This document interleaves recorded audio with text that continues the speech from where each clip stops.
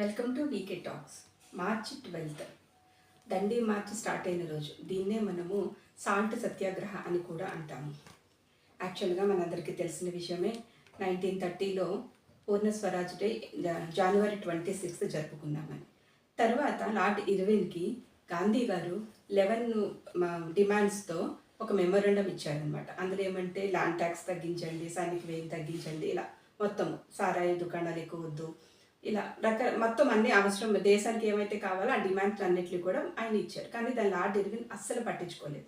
Already మనం చెప్పాం పూర్ణ స్వరాజ్ మేము సాధించుకుంటాము, దానికి స్టెప్స్ కూడా అందులోనే క్లియర్గా రాసుకున్నారనమాట. అందులో ఏమంటే ఫస్ట్ స్టెప్ సివిల్ డిజోబీడియన్స్, అంటే లాస్ని అతిక్రమించడం, శాసనాలు ఉల్లంఘించడం అనమాట. సో లార్డ్ ఇర్విన్ పట్టించుకోలేదు కదా, ఇంకా నెక్స్ట్ స్టెప్ ఏంటి, శాసనాలు ఉల్లంఘించాలి. ఏ శాసనాలు ఉల్లంఘించాలి అన్న దానిని మాత్రం గాంధీజీ గారికి వదిలేశారు మిగతా వాళ్ళంతా. గాంధీ గారు సాల్ట్ లాస్ని తీసుకున్నారు. యాక్చువల్లీ సాల్ట్ లాస్ 1882లో స్టార్ట్ ఉన్నది. అప్పటిదాకా మనకి సాల్ట్ మీద అసలు ట్యాక్స్ లేదు. ఎందుకంటే మనకి ఫ్రీగా దొరుకుద్ది. అది ఫ్రీగా దొరికిన ఐటెంను కూడా డబ్బులు ఎలాగా ఏం చేయాలన్నది బ్రిటిషర్స్కి ఆలోచించారు. ఇది కూడా ట్యాక్స్ వస్తే డబ్బులు వస్తాయి అనుకున్నారు. సో అందుకని 1882లో సాల్ట్ మీద ట్యాక్స్ స్టార్ట్ చేశారనమాట. అయితే సాల్ట్ లాగా తీసుకోవాలనుకున్నారు గాంధీ గారు. దీని మీద ఈవెన్ నెహ్రూ గారు కానీ, సర్దార్ వల్లభాయ్ పటేల్ కానీ, మిగతా అందరికీ కూడా డౌట్ ఉంది. ఎందుకు ల్యాండ్ ట్యాక్స్ని తీసుకోవచ్చు కదా. ఎందుకు అంటే బ్రిటిషర్స్కి ఎక్కువ ఇన్కమ్ వచ్చేది ల్యాండ్ ట్యాక్సెస్. మనకు తెలిసింది జమీందారీ, రైతువారి, ఇవన్నీ వాటి కోసమే రకరకాలుగా. సో అటువంటి దాన్ని పెడితే ఎక్కువ ఇంపాక్ట్ గురవుతుంది కదా గవర్నమెంట్. సో అప్పుడు మన డిమాండ్స్ని తొందరగా ఒప్పుకుంటుంది కదా అనేసి అనమాట. కానీ గాంధీ గారి స్పెషల్ ఏమంటే ఎవరైతే ఉద్యమంలో చివరి ఉన్నారో వాళ్ళని నాయకులు చేశారు. దానికి గాను సాల్ట్ లాని తీసుకున్నారు స్టార్టింగ్. ఎందుకు అంటే సాల్ట్ ప్రతి ఒక్కరికి అవసరం. ఈవెన్ గంజి వేసుకునేవాడు కూడా సాల్ట్ వేసుకుంటాడు. సాల్ట్ లేకుండా భోజనం అన్నదే ఉండదు. సో అదే మరి ల్యాండ్ లా తీసుకుంటే మేబీ 90% రైతులు ఉండొచ్చు, 90% కట్టొచ్చు, కానీ ఒక 10% అయితే దానికి ఇంపాక్ట్ అవ్వరు. ప్రతి ఒక్కళ్ళు ఇంపాక్ట్ అవ్వాలని చెప్పి సాల్ట్ లాని తీసుకున్నారనమాట. అయితే దాన్ని చాలామంది ఈవెన్ లార్డ్ ఇర్విన్ కూడా లెటర్ రాశాడు లండన్కి, ఈ ఉప్పు దండయాత్ర వల్ల నాకు నిద్ర ఏమీ చెడిపోదు, సో రిలాక్స్ అని చెప్పేసి. ఆయన కూడా రిలాక్స్ అయ్యాడు.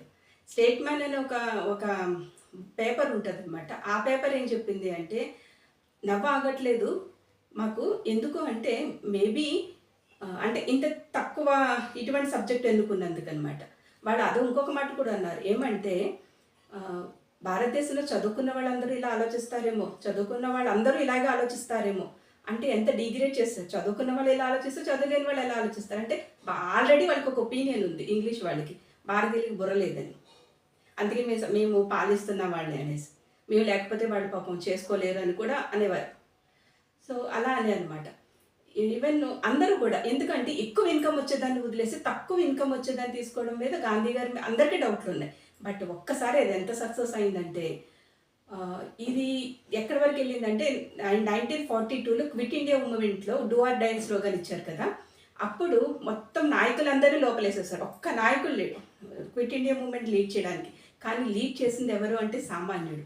ప్రతి ఒక్కడు రోడ్డు మీదకి వచ్చాడు. దానితో బ్రిటిష్ గవర్నమెంట్ భయపడిపోయింది. ఒక విధంగా క్విట్ ఇండియా మూమెంట్ చూసి వాళ్ళు ఇంక మేము ఇక్కడ ఉండలేము, పాలించలేము అని క్లారిటీ వాళ్ళకి వచ్చేసింది. సో దానికి సామాన్యుడిని రెడీ చేసింది ఈ సాల్ట్ లా. అందుకే గాంధీ గారు సాల్ట్ లాని తీసుకున్నారు. ఈ సాల్ట్ సత్యాగ్రహం 78 మెంబర్స్ని తీసుకున్నారు. ఆ 78 మెంబర్స్ కూడా ఆశ్రమం నుంచి గుజరాత్ దండి తీరం వరకు వెళ్ళి అక్కడ సాల్ట్ని తయారు చేసి సాల్ట్ లాని అతిక్రమించారనమాట.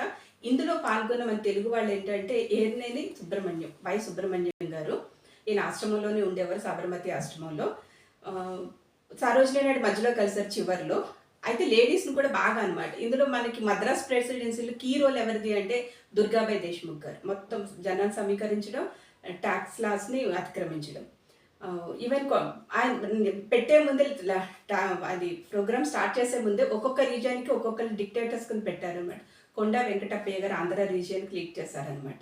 సో ప్రతి ఒక్కరిని ఇందులో ఇన్వాల్వ్ చేశారు. అది ఆయన గొప్పతనం. గాంధీ గారు ఎందుకు అంటే మిగతా వాళ్ళకి డిఫరెన్స్ ఏంటంటే సామాన్యుడిని ఫ్రీడమ్ మూమెంట్లో ఇంక్లూడ్ చేయడం. Thank you so much for watching. If you like the content please subscribe.